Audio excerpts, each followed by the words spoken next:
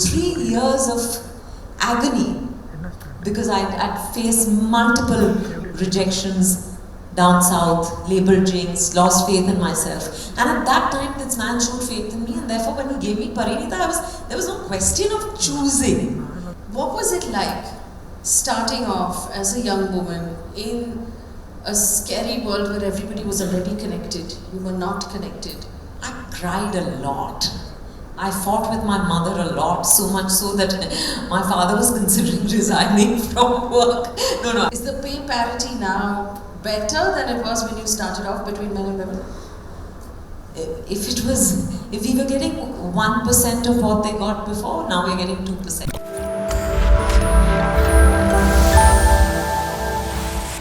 I was thrilled to be able to speak with Vidya Balan, someone I admire deeply. It is not an exaggeration to say that you have changed the way women are written about and written for in our films. And you've had such a wonderful career that most of your films we can watch again and again and they never age. So thank you for that. But you've talked about this in the past. Growing up in a South Indian middle-class family where everybody did their masters and got good jobs, and you decided to become an actor. Tell us what that was like when you told your parents. My roots coming from Tam Bram family, as they call us. I think like every respectable South Indian, I trained in classical music and dance. But acting was out of question, no one in our family even did theatre. But I have a sneaky feeling that my mom had harbored the desire to be an actor at some point. She never admitted to me, but I feel that's what she passed down. And therefore, this fire started burning in me when I was 8. I saw Madhuri Dixit in Ek Do Teen, and I got bitten by the Madhuri bug, and all I wanted to do was dance and act. And so my parents thought it was, a passing fancy, like it would be for most kids, right? At some point or the other, every kid wants to be an actor. But it didn't quite pass. And when I got into college, into Xavier's in Mumbai, there was a poster put up for aspiring actors to be part of a television show. And I convinced my parents to allow me to apply. Went to a local photo studio, got photos clicked in the best clothes we had, all the clothes we would wear to the Kalyanams. I wore that. My sister did a little bit of makeup and posed for the picture. She wrote a biodata and I got called for the audition. So that's how it started. So far they were still, okay, because they thought, television was safer, and if I had this burning desire, then they should support me. But the channel we were making the show for didn't take off. So then they were, I think, secretly happy. They said, okay, we've given her this opportunity, we allowed her to follow her dream, but it didn't take off, so now she can focus on her studies. But then, this fire wasn't going to get doused, and I think one thing led to the other. I got a call for Paanch, and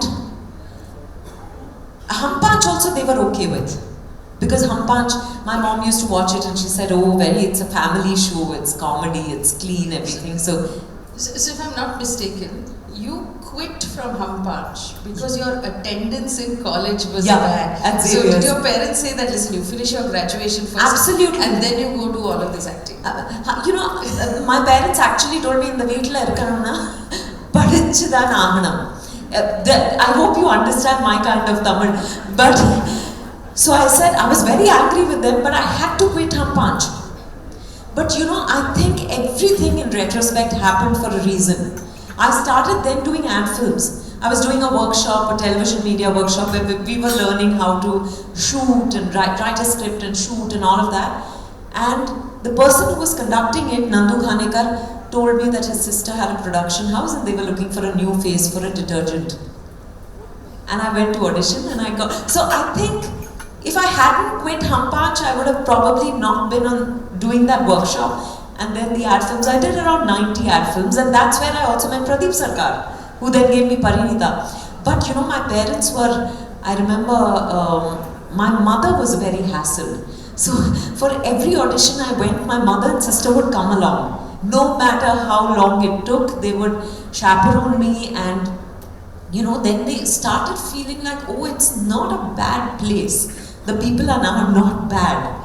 But I have to tell you, when I was in Chennai for an ad film shoot, and the model coordinator told me that they are auditioning for a Mohanlal film, and would you like to audition? I called my parents and my sister and I said, should I? And my mom is a big Mohanlal fan, so she said, yeah, do it. Sounded reluctant, but I knew she was excited. I auditioned and I got through. So now, when the director came to meet me to Bombay, Kamal sir, who directs Malayalam films, he's a very well-known director. My parents, my sister and I went to meet him. It's quite, today it sounds like, oh my God, but all of us went. And he was sitting in a crisp white veshti and white shirt, and he spoke very well. And when we came out, my mom said, oh, padicha veram in the business la irukanga. They couldn't believe that there were educated people in this business, you know. And then I think therefore slowly, while there was a lot of reservation initially, there was fear, obviously, because there were all kinds of stories about the business, but I think they started seeing that it's not a bad place, that the people are actually good, and it's really up to you. It's up to you to make whatever you can of it. One of the questions that came up was, as a South Indian breaking into Bollywood and doing Hindi films, was that hard? And why didn't you consider South Indian films? There's a story there as well, isn't there? You know, I don't think beggars can be choosers. I was at the beginning of my career, and my first film was a Malayalam film, the one with Mohanlal, which got shelved. And post that I got, before the news of it getting shelved came out, I had been signed on for a lot of, when I say signed on, it's verbally confirmed for a lot of South films, you know, Malayalam, Tamil included, but slowly the word spread that I was jinxed. Because there was another Malayalam film that I did that also got shelved midway. They didn't realize that the Malayalam industry was going through a tough time at that point. But they said, Kamal sir and Mohanlal sir have done 8 films together, which have all been hits. This is a 9th film, and there's something that's gone off in this equation, and it seems like, you know, for some reason, the planets didn't seem to be favoring me. So I got labeled jinxed, and I think that was very, very tough. But because of that, you know, it's a long story, I won't go into it. So after a lot of rejections down south, I was continuing to do my ad films, and Pradeep Sarkar, I did a music video with Pradeep Sarkar, and he at the end of the first day of the shoot, he said, I'll make a film with you. I had gone through 3 years of agony because I'd faced multiple rejections down south, labeled jinx, lost faith in myself. And at that time, this man showed faith in me, and therefore when he gave me Parinita, there was no question of choosing. You know, Parinita chose me. It was more like that. So, you know, now we have a keener understanding of mental health and, you know, anxiety and all of the things that young people talk about these days. But what was it like starting off as a young woman in a scary world where everybody was already connected, you were not connected? Did it take a toll on your mental health? Did you have anxiety? Were they, you know, deep bouts of self-doubt and depression? I don't think depression, but I cried a lot. I fought with my mother a lot, so much so that my father was considering resigning from work. No, I'm just joking. But, you know, it was because my sister was married and she left. She was now in Bangalore. So, I think it was a very tough time. But the thing is that I think they say this about the acting bug, right? That once it gets you, there's no way out of it. So there would be times when I'd really wet my pillow with my tears. But next morning I would wake up with renewed faith. It was almost like the sun would rise and the hope in me would rise again, and I'd say, okay, I'll give it one more shot. I remember there was a time when I felt ugly because this producer who replaced me in one of his films called us up. I'm shooting for a Tamil film, and they replaced me in the film, and I heard that it was because the word had spread to the Tamil industry also that, you know, I was a Panvati, or I brought ill luck, and but he obviously had to give us a more solid excuse. So he showed us footage from the film and said, you know, just look at her. Does she look like a heroine from anywhere? And I remember Faye, for 6 months after that, I didn't look at myself. When I'm saying 6 months, I'm not sure it was 4 months or 8 months, or I'm just using a number and saying 6 months, I didn't look at myself in the mirror, I felt ugly.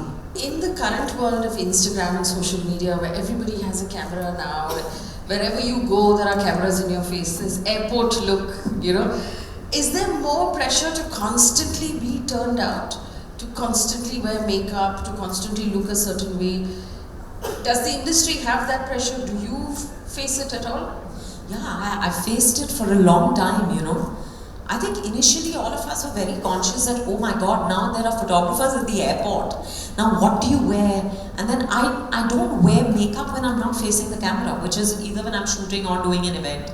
Personally, I don't wear makeup. I don't wear makeup to the airport. I don't do up my hair. So it did initially, I was like, oh my God, I hope there are no photographers at the airport. I'd literally pray. I felt like a fugitive sometimes, like I would duck so that they won't see me in the car, but now I don't care. This is who I am. You can, you know, shoot me first thing in the morning at home and I'll be absolutely fine. But that comes with age and experience. That acceptance of oneself, you know. And you also realize that, I think post 40, you're just like, whatever. Take it or leave it. This is who I am. I want to talk to you about my favorite character that you've played of all the characters, and that's Silk. I love that film. I think it's beautiful because apart from many other things, you humanized a person who had been very sexualized. And there was a reluctance to see her as a human being with emotions and feelings, who could get hurt, who would feel pain. And you did that. But it possibly was not an easy decision for you, or, you know, to convince your parents, or to, you know, say that this is the film I'm going to do.